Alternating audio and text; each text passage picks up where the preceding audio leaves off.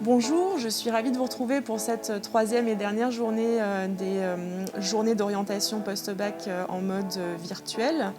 Donc aujourd'hui, nous allons nous intéresser sur cette table ronde aux filières lettres et arts que mes intervenants présenteront plus en avant.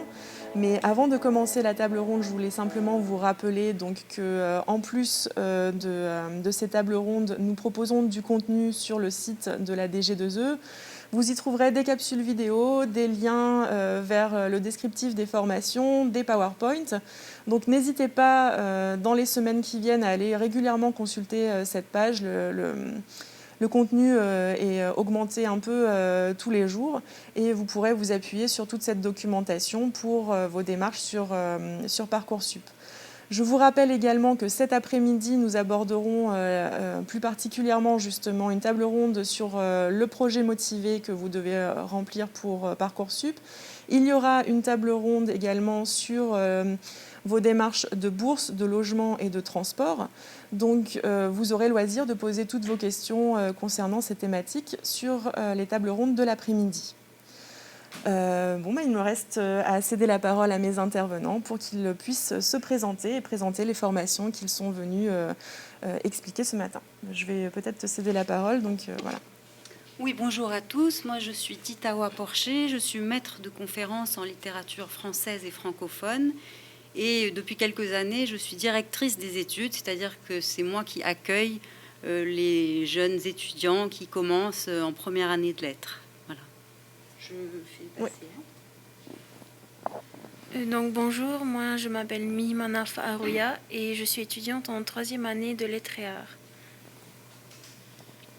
Bonjour à tous, moi je m'appelle Laura Ali et je suis également étudiante en troisième année de lettres et arts.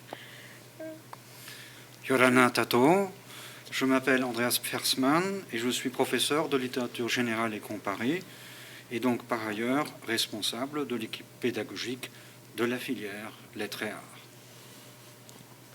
Bonjour, je suis rédacteur en chef, je suis Mike Lera, rédacteur en chef des magazines ATN TV, donc journaliste et ancien étudiant en lettres et arts. J'étais en licence en Polynésie, à l'UPF, également en maîtrise à Lyon. Merci beaucoup. Donc, un petit rappel sur le déroulement de cette table ronde. Dans un premier temps, nous allons échanger sur le contenu des formations et les conseils qu'on peut vous apporter pour vos démarches sur Parcoursup. Et dans un deuxième temps, les intervenants répondront aux questions que vous allez nous poser sur le chat de Zoom. Donc, n'hésitez pas à nous les poser dès maintenant. Et dans la deuxième partie de la table ronde, une personne de la régie viendra nous les relayer. Donc, on va démarrer d'abord par des questions pour les enseignants. Donc, qu'est-ce que vous pourriez donner comme élément aux élèves concernant les objectifs de la formation que vous représentez ? Alors, je voudrais d'abord dire une chose à propos de cette filière lettres et arts. C'est vraiment une filière littéraire. Et souvent, on a des erreurs pour les jeunes étudiants qui voudraient s'inscrire dans notre filière, en pensant qu'on y fait du dessin, par exemple. Il n'y a pas d'art plastique dans la filière lettres et arts, c'est vraiment une filière lettres. Et il y a une autre confusion possible aussi, puisque dans les dossiers Parcoursup, j'ai certaines années des étudiants qui me disent je voudrais m'inscrire dans la filière lettres et arts parce que je veux être prof d'espagnol, par exemple.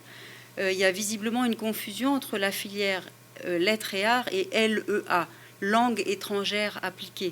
Donc voilà, je voudrais juste rappeler que notre filière est bien une filière littéraire avant tout et qu'elle s'appelle lettres et arts parce que, comme vous allez le comprendre, on essaye de faire des ponts entre la littérature et les arts à travers des matières comme le théâtre, la pratique filmique, l'écriture de scénarios, etc. Voilà. Merci beaucoup pour cette précision. Andreas, tu veux compléter peut-être ? Oui, voilà. Dire encore qu'il y a aussi l'histoire de l'art. C'est une des matières d'enseignement, d'ouverture vers les disciplines artistiques et donc reliée aussi justement au domaine littéraire. Maintenant, si tu permets, voilà un petit mot sur les finalités au fond de notre formation. Nous souhaitons donner une formation initiale extrêmement solide, justement, dans le domaine littéraire et dans tout ce qui va avec, c'est-à-dire aussi linguistique, latin, Voilà. Pour que, au terme de la licence, nos diplômés puissent avoir le choix, puissent donc se diriger soit vers les métiers classiques de l'enseignement, et j'en dirai un mot tout de suite, ou alors vers toute une série d'autres professions, comme celle de journaliste, mais aussi comme celle de dramaturge. Je me permets de rappeler, parce qu'elle est trop modeste pour le dire, que Titawa Porcher ici est aussi dramaturge, a publié une pièce qui a été créée en Polynésie. Donc voilà, il y a bien sûr aussi les métiers de l'édition, il y a les métiers du livre. Donc voilà, donc je parlerai dans un petit moment. D'abord, dire quand même pour les métiers de l'enseignement. Les étudiants qui choisissent aujourd'hui notre filière ont cette chance par rapport à d'autres disciplines qu'il y a encore beaucoup de besoins en Polynésie française. Ce qui veut dire que s'ils passent à l'issue de la licence, s'ils s'engagent dans un master MEF et qu'ils décrochent le CAPES de lettres modernes, ils ont encore l'assurance de pouvoir être affectés en Polynésie, ce qui, encore une fois, n'est plus le cas dans un certain nombre d'autres matières, hélas. Bon. Donc ça, c'est un énorme atout, une grande chance. Et bien sûr, il y a aussi des besoins dans le domaine du professorat des écoles. On a besoin, pour être professeur des écoles, il faut aussi très bien maîtriser la langue, l'orthographe, et savoir écrire, et savoir transmettre ses compétences, ce qui fait donc que des étudiants qui ont choisi lettres et arts ont de très bonnes chances après pour passer le concours quand même exigeant de professeurs des écoles, à condition toutefois d'approfondir également leurs compétences en tahitien et en mathématiques. Donc voilà ce qu'on peut dire sur, je dirais, les métiers traditionnels de l'enseignement, en ajoutant peut-être qu'on peut très bien aussi enseigner le français à l'étranger, une fois qu'on a, d'une part, obtenu notre licence et complété ses compétences dans le domaine du FLE, du français langue étrangère. Donc voilà, si vous voulez, pour les professions classiques de l'enseignement. Mais il faut bien voir qu'il y a un très grand éventail de possibilités en dehors de l'enseignement. Donc je laisserai le soin, bien sûr, aux journalistes de métier de nous en parler. J'évoquerai d'abord, si vous le voulez bien, les métiers, bien sûr, du livre. Bon. Dans l'édition, on a besoin de gens qui ont une parfaite culture littéraire, qui savent très bien rédiger, qui savent relire et corriger des manuscrits. Donc nous avons la chance ici à Tahiti d'avoir des maisons d'édition qui ont beaucoup de mérite, comme le Vent des Îles, comme Haerepo. Bon, mais ce sont de petites institutions qui ont besoin de jeunes diplômés extrêmement compétents. Il y a bien sûr tous les métiers liés, alors je dirais, à la documentation, bien sûr aux bibliothèques, les métiers de bibliothécaire et surtout de conservateur. Ce qui suppose, et j'insiste là-dessus, ce n'est pas que notre licence puisse donner un accès direct à d'autres métiers comme ceux de conservateur. Il faut ensuite approfondir sa formation avec des formations plus spécifiques orientées vers ces objectifs professionnels-là. Comme, bien sûr, il faut aussi faire le master MEF si on se destine à l'enseignement. Donc, il y a ensuite les métiers de la culture. J'ai déjà évoqué le métier de dramaturge, mais il y a aussi le métier d'animateur culturel. Nous avons par exemple un ancien étudiant de chez nous qui aujourd'hui, lors du Salon du Livre, anime les discussions. Je l'ai vu l'autre jour à Carrefour aussi, animer des manifestations. Donc c'est une voie possible lorsqu'on choisit notre formation. Il faut aussi savoir qu'il y a tout le domaine de la diplomatie culturelle. Alors, ça, les gens parfois n'ont pas une idée précise de ce que c'est, donc j'aimerais en dire un mot, puisqu'il se trouve qu'il m'est arrivé d'exercer ces fonctions en Guinée et en Tunisie. Donc, notre ministère des Affaires étrangères dispose à l'étranger d'un certain nombre de services culturels, généralement d'ailleurs pilotés par un diplomate de carrière qui est souvent, pas toujours, le conseiller culturel, scientifique et de coopération, et qui est donc entouré d'une équipe, d'équipes spécialisées. Donc il y a par exemple le directeur des cours de langue. Le directeur des cours de langue, c'est typiquement quelqu'un qui a fait des lettres modernes. Bon. Il y a ensuite, par exemple, le responsable de la coopération universitaire. Voilà, donc il y a il y a le responsable du livre. Donc là aussi, ça peut très bien être quelqu'un qui a fait des lettres. Et là aussi, il y a deux possibilités. C'est-à-dire, soit on est déjà dans l'enseignement et on obtient un détachement auprès du ministère des Affaires étrangères pour exercer pendant une durée limitée, en général au maximum 4 ans, ces fonctions à l'étranger qui sont extrêmement intéressantes, qui sont bien rémunérées, mais qui sont aussi extrêmement exigeantes en termes de disponibilité et de qualification complémentaire.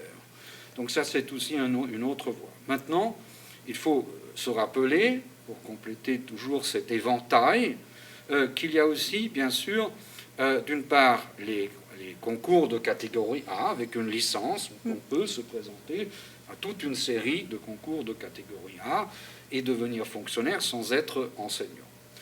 Mais on peut aussi se présenter au concours de l'ENA.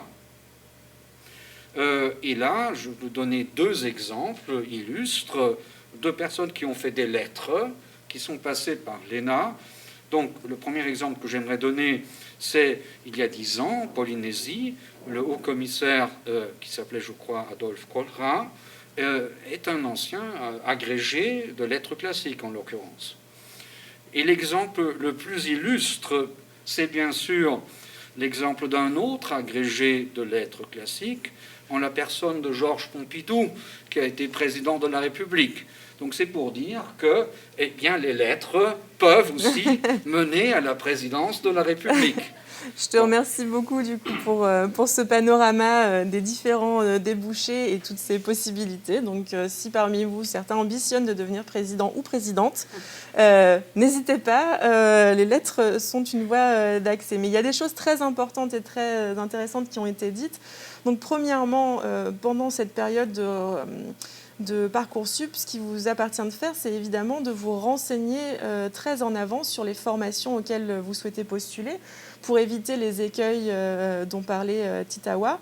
Donc pour ça, vous avez pas mal de ressources à votre disposition et surtout au sein de vos établissements, vous avez des psychologues de l'éducation nationale et conseillères d'orientation qui sont là pour vous accompagner. Donc appuyez-vous à la fois sur la documentation, mais n'hésitez pas aussi à rencontrer ces conseillères d'orientation ou les enseignants aussi qui sont à votre disposition pour apporter des précisions. Ensuite, ce qu'a évoqué Andreas, c'est que la clé de voûte de votre parcours d'études, c'est évidemment votre projet professionnel.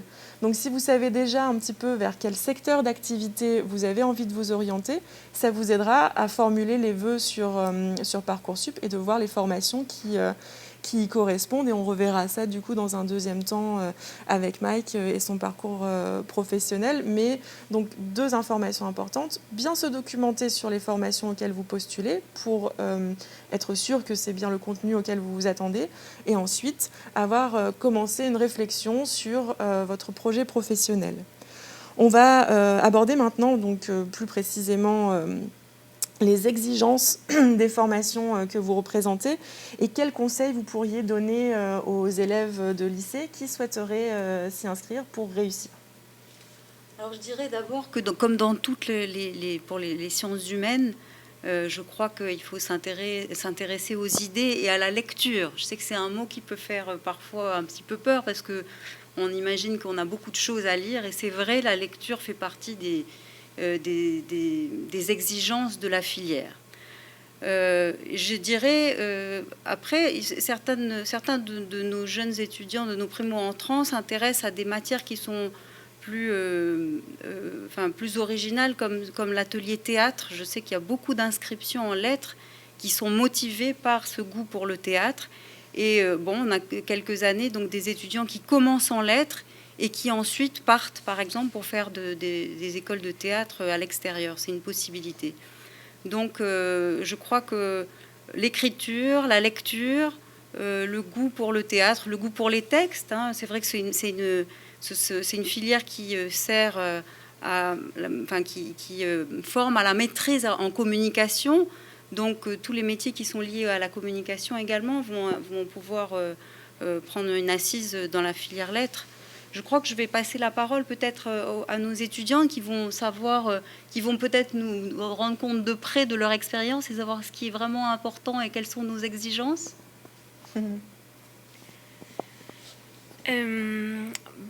Étant en troisième année de licence, c'est vrai qu'il est important de lire les livres au programme et même des livres en plus, parce qu'on n'a jamais assez de culture littéraire.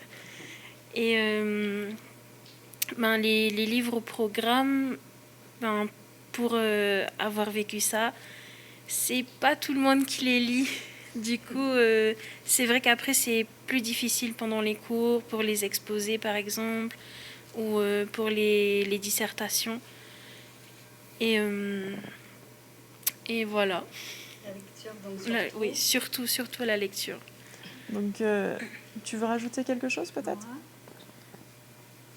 Bon, du coup, pour avoir aussi vécu ça, je pense que la lecture ne suffit pas. Enfin, évidemment, elle est nécessaire, mais je pense qu'elle doit être combinée avec beaucoup de recherche et beaucoup de curiosité, finalement. C'est-à-dire que pour se forger un avis vraiment, véritable, finalement, sur une œuvre, il faut vraiment avoir lu plusieurs points de vue, je pense, pour vraiment pouvoir répondre à une question et pouvoir prendre parti, surtout, puis dans une dissertation. Pouvoir réfléchir sur une œuvre, c'est aussi connaître en fait les avis autres, finalement, et pas forcément ce qu'on nous dit en classe. Hein. Et pour pouvoir discuter, en fait, et c'est ça qui est intéressant, surtout, je pense, à l'université, c'est que on a la parole, et du coup, c'est ça qui est bien.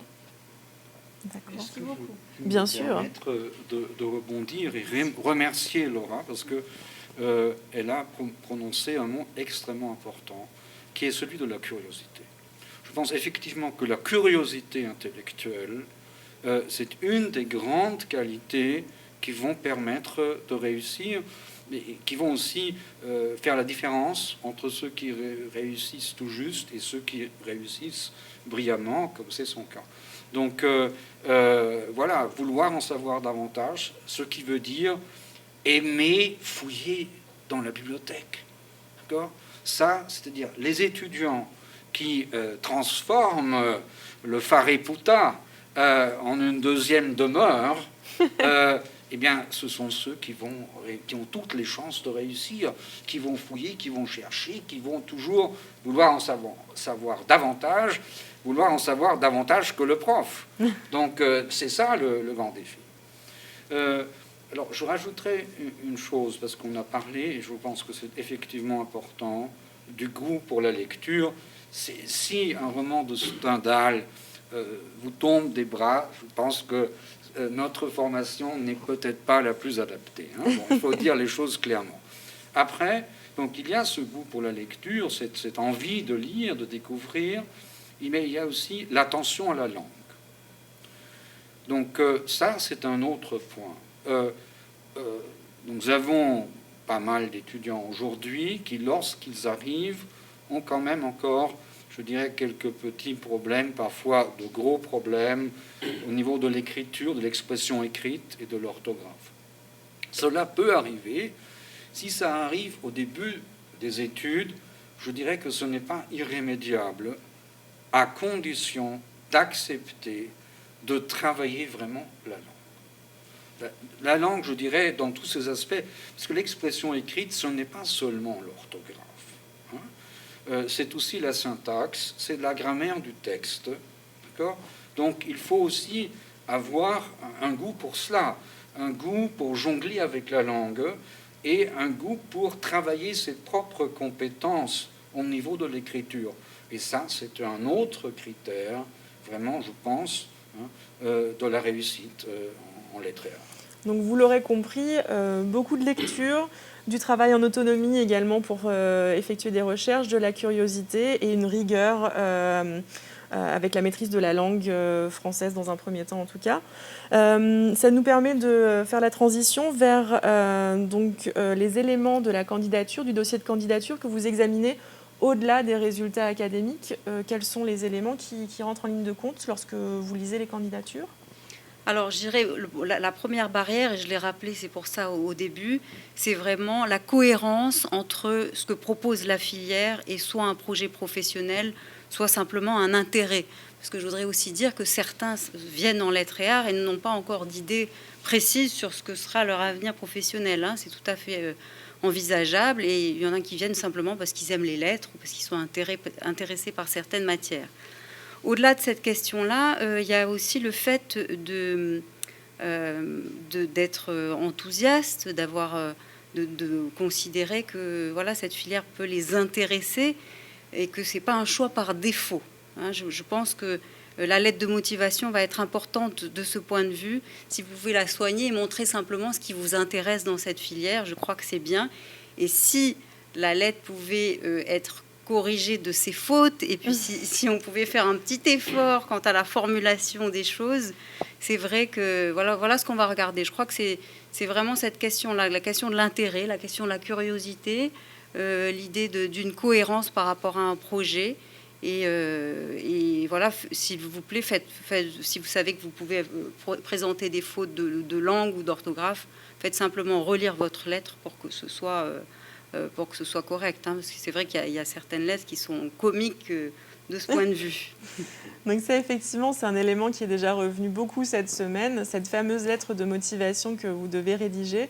Premièrement, évitez les copier-coller, ça se voit et c'est lu.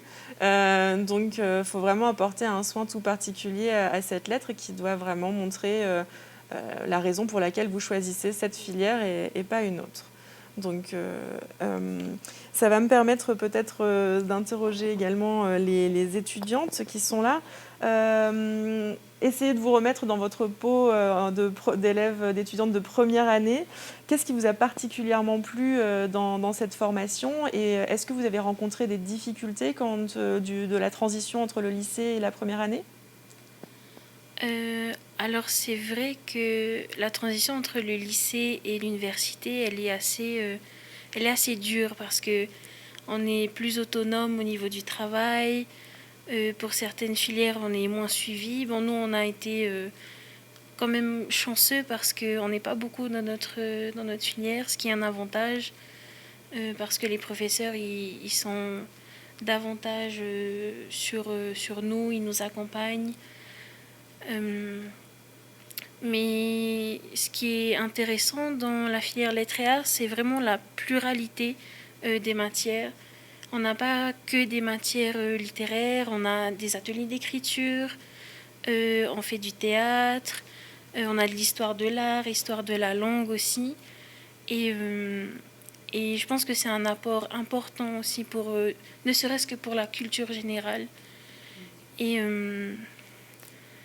Et donc voilà, et les professeurs, vraiment, je pense qu'on tient vraiment à parler de ça. Les professeurs, l'équipe pédagogique est extraordinaire. Donc, les professeurs de lettres sont... Vous avez été bien briefés avant cette table ronde. Et oui, les professeurs, ils sont patients, ils sont compréhensifs, compréhensibles. Et ça nous a beaucoup aidé aussi à nous motiver, à surmonter, à nous motiver. Et ils nous ont aussi donné encore plus le goût de la littérature. Et ça, je pense que c'est très important. Merci pour ce témoignage. Laura, tu veux ajouter quelque chose ? Déjà, oui, par rapport au professeur, en tout cas, je sais que, par exemple, Madame Léral, je sais qu'elle répond à des messages à 22h, très tard. Et surtout, le fait à chaque cours, rappeler, vous pouvez nous envoyer un mail, il n'y a pas de souci, on est là. Donc ça, c'est vraiment très, très important. Et du coup, en ce qui me concerne, moi, ce que j'ai aimé je tiens à dire que c'est pas toujours tout rose, évidemment. Je pense qu'il faut en parler aussi. Et qu'il y a des hauts, des bas. Moi-même, je suis venue par défaut dans cette filière, malheureusement, désolée. Mais je me suis vraiment trouvée et passionnée pour l'art, pour les mots, ces mots-là qui sont vraiment puissants, finalement, quand tu t'appropries cette langue qui est vraiment magnifique. Et même par exemple, la lecture, c'était vraiment pas mon fort. Et pourtant, j'ai dû faire beaucoup d'efforts. Il faut savoir aussi que quand on va dans une filière, eh ben, c'est pas forcément tout qui va nous plaire, évidemment. Mais il faut faire des efforts et savoir ce qu'on veut, où on veut aller, notre projet professionnel, donc. Et voilà. D'accord. Bah, c'est un témoignage intéressant aussi, d'une part que effectivement toutes les matières ne vous plairont peut-être pas autant, et ensuite qu'on peut démarrer avec un parcours un peu sinueux et que ce projet il se construit aussi au fur et à mesure, ce qui nous permet peut-être du coup de venir interroger Mike sur son parcours, sur ton choix d'études et les liens qu'il y a entre ta formation en lettres et le métier que tu exerces aujourd'hui. Oui, j'ai probablement eu un parcours un peu sinueux aussi. J'avais pas la certitude de vouloir être journaliste, même si j'avais déjà une petite ambition là-dedans. Et donc, je suis allé en lettres aussi parce que c'était une filière qui me semblait ouverte sur le monde, sur la culture générale. Et donc, ça me semblait intéressant de ce point de vue-là. C'était déjà une petite filière à l'époque, hein, c'était 95, je crois. Donc, il y avait une quinzaine ou une vingtaine d'étudiants. L'essentiel d'entre eux sont devenus des enseignants de lettres, donc de français en collège et lycée. Mais on est quelques-uns à avoir fait autre chose. Et donc, moi, je me suis orienté vers le journalisme. Donc, j'ai fait une licence de lettres, ensuite une maîtrise de lettres, ensuite un DEA d'anthropologie que j'ai fait à l'université aussi. Donc, ça peut mener aussi vers d'autres spécialités ensuite. Ce que je conseillerais pour les étudiants qui voudraient être journalistes, c'est plutôt de faire lettres, évidemment, par exemple, ou ça peut être aussi histoire géo ou d'autres filières, mais lettres, c'est très bien pour préparer le journalisme. Et ensuite, après la licence de lettres, c'est de postuler au concours d'une école de journalisme. Il y en a 13, je crois, en métropole. Et 14. Ah, on me dit 14. Ça on te glisse dans l'oreillette. Voilà. Donc, voilà, 14 écoles de journalisme. Donc, c'est des concours assez sélectifs. Hein. Souvent, il y a quelques places pour parfois des centaines, parfois des milliers de personnes qui postulent. Et toutes ont au moins une licence, toutes celles qui postulent. Donc, mais c'est le bon parcours, le parcours idéal, disons, pour être journaliste, parce que c'est plus exigeant qu'à l'époque où moi, je suis entré dans le journalisme. Et quel lien tu fais entre ta formation en lettres et ton métier aujourd'hui, justement ? Alors, pour moi, c'est, comme je disais, hein, c'est tout ce qui est curiosité, ouverture d'esprit, culture générale, ça me semble vraiment essentiel, parce que nous, on est dans un milieu où on touche un peu à tout. C'est ça aussi que je trouve d'ailleurs intéressant dans le journalisme, c'est que chaque jour est différent. Mais c'est sûr qu'au niveau de la maîtrise de la communication écrite, mais aussi orale, sachant qu'en télévision, on a besoin aussi d'écrire beaucoup. Hein. C'est quelque chose qui n'est pas forcément très connu, mais quasiment tous les textes sont écrits à l'avance, les textes de reportages, par exemple. Du coup, et puis on écrit aussi pour le web, par exemple. Donc les journalistes doivent tous avoir une plume au moins correcte. Voilà. Et évidemment, pour la communication orale, c'est important aussi. Alors j'utilise moins tout l'aspect littéraire, même si je continue à lire avec passion, mais j'utilise moins cet aspect littéraire de ma formation. Mais en tout cas, tout ce qui est les outils qu'on a pu me donner au niveau de l'écriture et de l'expression orale, ceux-là, je les utilise au quotidien. J'imagine aussi, on en parlait de la curiosité, mais la capacité d'analyse, la recherche d'informations, ça doit être facilitant après une licence de lettres. Alors, on va passer sur la deuxième partie, sur la réponse aux questions. Est-ce que vous souhaiteriez ajouter quelque chose avant qu'on réponde aux questions des... Oui, je voulais juste ajouter quelque chose, parce que c'est un témoignage qu'on a tous les ans pour les primo-entrants. C'est que, à propos du passage entre le lycée et l'université, il y a aussi un fossé par rapport à leur emploi du temps, où les étudiants ont vraiment le sentiment d'avoir énormément de temps par rapport à ce qu'ils avaient comme emploi du temps au lycée. Et c'est un leurre, parce qu'ils ont beaucoup moins de temps en cours, c'est vrai. Et du coup, ils sont amenés à passer beaucoup plus de temps à la bibliothèque et à faire des recherches qui sont personnelles. Je crois que c'est vraiment le principe de l'autonomie qui doit prévaloir pour ces jeunes étudiants qui commencent leurs études de lettres. Hein.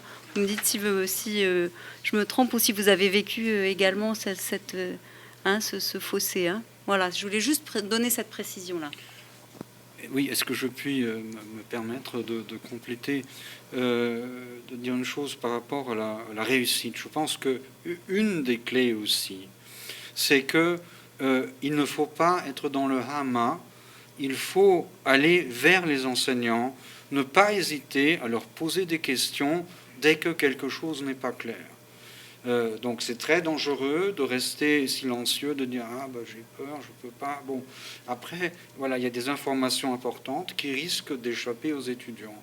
Or nous sommes là, c'est voilà un des plaisirs de notre métier, de répondre aux questions des étudiants. Donc il ne faut pas hésiter voilà à prendre la parole.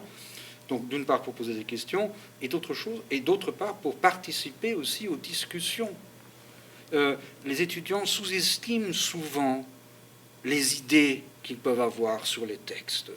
Or, ils ont souvent d'excellentes idées, et si ces idées sont partagées, c'est comme ça que eh bien, la connaissance partagée va avancer.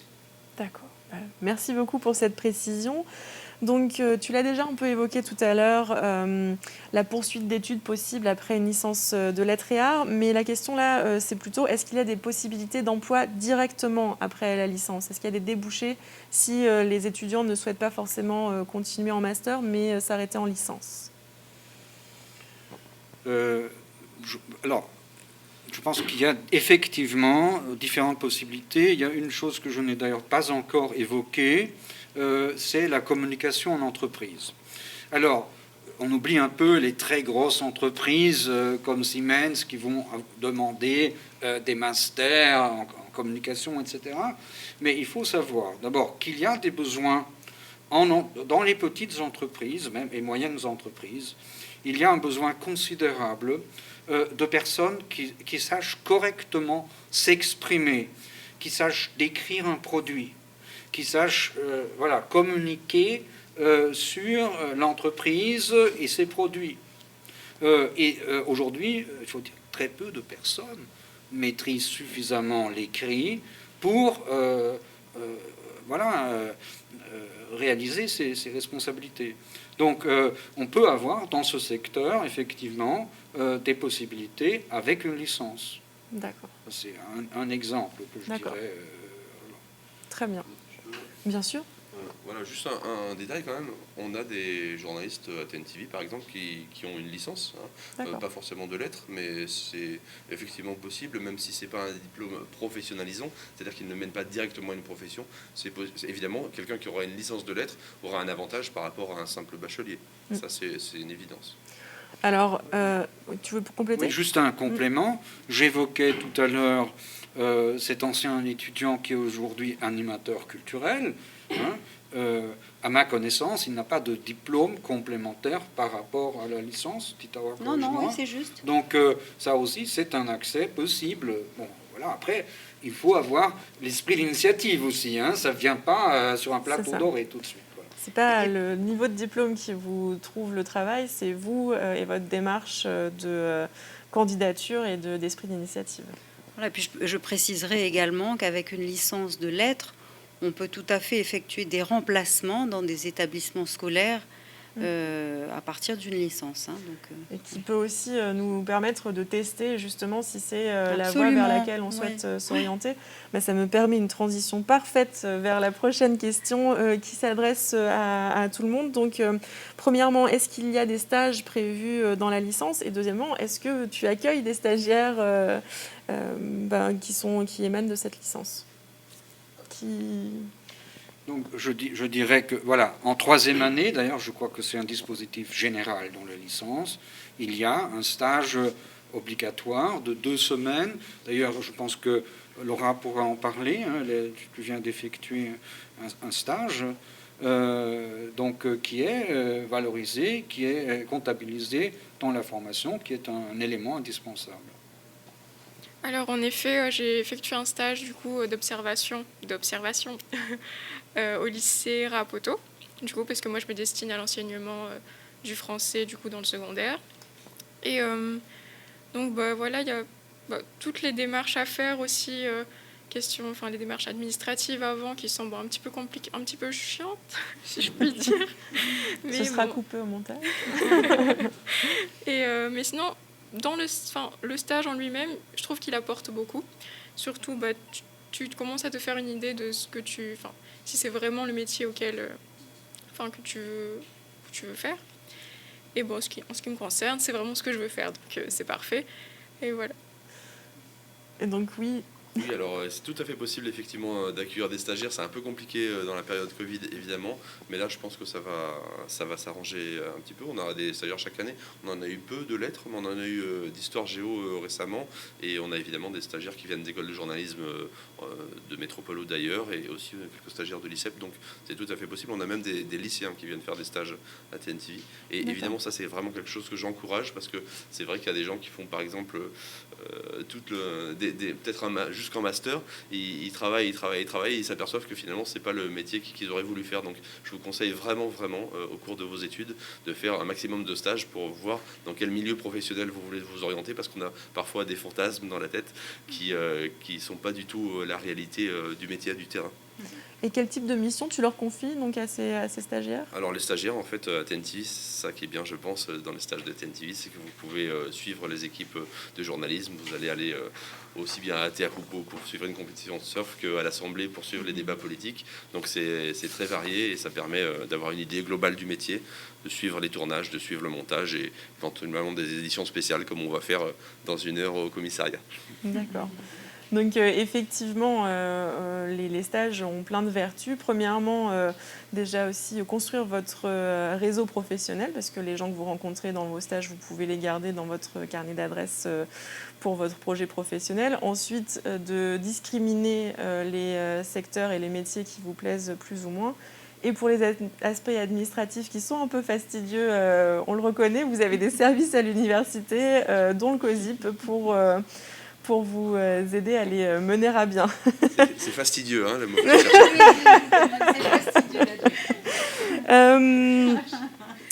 Donc, vous avez fait peur aux lycéens tout à l'heure. Donc, la question c'est, en première année, combien d'œuvres y a-t-il à étudier au programme ? Alors, il y a plusieurs cours de littérature. Donc, en première année, par exemple, il y a un cours de littérature du 19e siècle au cours duquel je vais donner 2 œuvres ou 3 œuvres. Mais de toute façon, les programmes sont donnés largement en avance puisqu'ils sont décidés en mai. Et donc, au moment des inscriptions, on ne peut que vous recommander, et on le dit et on le répète, de se renseigner pour les œuvres au programme. Bon, après, les œuvres sont réparties sur 2 semestres, donc ils ont largement le temps de les lire, mais les étudiants prennent une avance, vraiment une très grande avance, en lisant les œuvres pendant les vacances, par exemple. Profiter de ce temps pour les lire, et après consacrer le temps sur l'année à la relecture peut-être plus analytique, et puis aux ouvrages critiques qui vont leur servir.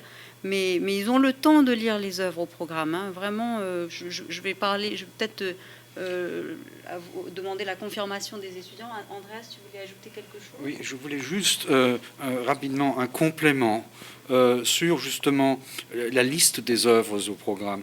Donc, je ne peux qu'encourager les élèves de terminale à aller sur le site de l'UPF. Sur le site de l'UPF, il y a une page formation. Cette page formation permet de venir sur la page consacrée à la filière lettres et arts. Et donc, sur cette page, vous allez trouver la liste des œuvres au programme, donc, qui est publiée au mois d'avril pour l'année à venir. Vous allez trouver aussi la maquette que vous pourrez consulter. Voilà, donc il y a plein d'informations qu'il ne faut pas hésiter à aller chercher sur cette page. Tu évoquais tout à l'heure la page de la DG2E. Donc, ce n'est pas encore le cas, mais il va y avoir bientôt toute une série de ressources, et notamment d'ailleurs une capsule vidéo réalisée par Sidelia Kirao, qui donne aussi, je dirais, un aperçu davantage ludique sur notre formation. Alors Mike, tu as suscité des vocations. Y a-t-il une formation de journalisme proposée à l'UPF ou sur le Fénois en général ? C'est intéressant parce qu'effectivement, elle va s'ouvrir, une petite formation sur les bases du journalisme va s'ouvrir en formation continue à l'université dans 1 mois à peu près. C'est-à-dire que c'est le DU de journalisme. C'est quelque chose que vous pouvez faire en plus d'une formation normale, puisque ce sont des cours du soir et du samedi matin. Et donc, c'est une formation à laquelle je participe en tant que formateur. Donc, effectivement, il y a une petite possibilité. c'est vrai que ce n'est pas une formation complète de journalisme qui exige 2 ou 3 ans de formation dans une école de journalisme en métropole, mais si vous avez déjà ce DU de journalisme, il suffit d'appeler le service formation continue de l'université pour cela, ou de consulter le site upf.pf, je pense. Tout à fait. Et donc, je crois que c'est une formation un petit peu quand même onéreuse pour les personnes qui sont juste étudiants, puisque c'est 150 000 francs, me semble-t-il. Alors tout à fait. Ouais. Les frais d'inscription sont plus onéreux en formation continue, mais il y a des dispositifs de prise en charge selon votre profil que vous pourrez voir sur le site de la formation continue. Du coup. Voilà, alors c'est peut-être plus quelque chose qui s'adresse aux personnes qui sont déjà peut-être en fin de licence ou qui ont déjà une licence, ou même qui travaillent déjà, parce qu'on a des profils très, très différents. Mais évidemment, c'est quelque chose d'assez complémentaire avec ce que vous pouvez avoir en lettres modernes, par exemple. Et ça vous donne des outils de terrain, en fait. Mais évidemment, c'est quelque chose qui se monte tous les 3 ans à peu près, parce qu'il n'y a pas assez de débouchés pour en faire tous les ans. Mais si vraiment vous voulez être journaliste, je vous recommande d'aller en licence de lettres ou éventuellement en licence d'histoire selon ce qui vous intéresse le plus, et d'ensuite tenter une école de journalisme en métropole. D'accord, je te remercie. Est-ce qu'il y a un bon taux de réussite au CAPES de lettres pour les étudiants de l'UPF ? Excellent. Oui, excellent. Alors, je peux dire que alors c'est pas le cas l'année dernière, mais il y a quelques années, on avait des taux qui étaient supérieurs aux taux qui sont ceux de France métropolitaine. Je pense que c'est lié au fait qu'on est une petite structure et donc nos étudiants, on les couvre comme on les surveille comme le lait sur le feu. Ils ont l'occasion de faire des cols et de connaître exactement ce sur quoi ils vont être interrogés, de connaître les modalités d'évaluation. Et donc, du coup, je pense que c'est... Peut-être dire que l'école, c'est des entraînements, parce que... Oui, pardon. Parce qu'au lycée, c'est pas ça. C'est vrai, pardon. Pardon. Merci, Mike, de préciser. Voilà, l'école, ce sont des exercices d'entraînement. Hein. C'est pas, les étudiants ne sont pas collés parce qu'ils n'auraient pas bien fait les choses. Donc, les exercices d'entraînement sont faits et répétés. Et puis, on est vraiment très, très attentifs. On les suit. Et c'est vrai que les étudiants n'ont pas toujours la conscience du fait que s'ils étaient en France, par exemple, ils sont très nombreux et donc on ne peut pas leur accorder toute cette attention. Donc je pense que c'est vraiment une chance, merci pour la question, parce que je pense que c'est vraiment une chance pour eux de préparer le CAPES ici. Moi, je voudrais justement rebondir là-dessus, parce qu'on ne se rend peut-être pas compte, vu des lycées locaux, la différence entre les universités locales et métropolitaines. Comme j'ai fait les deux, je peux vous en parler. Ici, on est entre 15 et 20 toujours, je pense, en licence de lettres à peu près. En métropole, vous pouvez être 800 dans un amphi avec même pas de place pour vous asseoir. Et moi, c'est ce que j'ai vécu en maîtrise. On n'était pas 800, mais on était quand même 200. Et donc, c'était compliqué vraiment on n'avait même pas accès aux professeurs. Là, à la fin d'un cours, vous pouvez aller lui parler sans problème. C'est vraiment un avantage énorme. Et si vous voulez faire lettres modernes, surtout n'allez pas en métropole. Concentrez-vous sur l'UPF. Non, mais effectivement, à ce titre-là, que ce soit dans la licence lettres et arts et tout l'avantage d'être dans une structure de taille plus modeste, ça vous permet une plus grande proximité avec les enseignants, avec les étudiants des années supérieures et avec les différents services de l'université qui sont là pour vous aider à la réussite. Donc, choisissez l'UPF. Une dernière question avant de conclure. Quel cursus faut-il suivre pour devenir acteur de théâtre professionnel ? Alors ça, c'est une bonne question. C'est une question qui m'est posée tous les ans. Je pense que ceux qui sont intéressés par la filière art et qui aiment le théâtre, je pense que c'est un bon début. Maintenant, ça n'est pas une formation à part entière pour ceux qui veulent devenir comédiens. Et je pense qu'il faut vraiment faire une école de théâtre. Alors, il y a des formations ici pour le théâtre, mais je crois qu'il y a vraiment, si on veut faire une école de théâtre, malheureusement, je crois qu'il faut... il faut aller en métropole où il y a vraiment des écoles qui sont consacrées à ce métier-là. Et il me semble qu'ici, c'est un bon début. D'accord. Commencer ici, c'est une bonne chose. Alors, on arrive à la fin de cette table ronde. Est-ce que quelqu'un souhaite ajouter quelque chose avant que nous terminions ? Venez sans lettres. Merci donc pour le mot de la fin. Je vous remercie tous beaucoup pour votre disponibilité et pour toutes les informations que vous avez apportées aux lycéens qui, je l'espère du coup, vont avoir moins de difficultés à remplir leur démarche Parcoursup, qui est un peu le parcours du combattant. Mais encore une fois, vous n'êtes pas seul là-dedans. Il ne faut pas hésiter à vous appuyer sur tous les professionnels qui sont là pour vous accompagner. Je vous remercie encore une fois vivement et je vous souhaite une bonne journée et un bon forum.